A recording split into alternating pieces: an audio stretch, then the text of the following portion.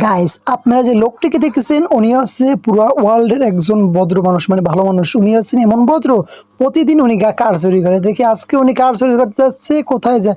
সম্ভবত ওই কারটা উনি চুরি করবে। যাই হোক, আমার ক্যামেরা ধরা পড়ছে। এটা চোরটি বলতেছে, "এই তুই গাড়ি বেচবি?" বলতেছে, "না, আমি বেচবো না।" "তাহলে তুই নাম, শালা, আমি গাড়ি চালাবো, তোর গাড়ি আমি নিয়ে যাবো।" কত বলে সেই লোকটি গুলি মারলো, কিন্তু চোরটি কিছুতেই ফেললো না। চোরটি ফাইনালি সে পরিশেষে চলে গেল। বোকা চোর কোথাকার! সে আবার পাহাড়ে গিয়ে উঠে। দেখি আমার পাহাড়ে গিয়ে কোথায় যায়, আমার ক্যামেরা ওনার সাথে সাথেই আছে।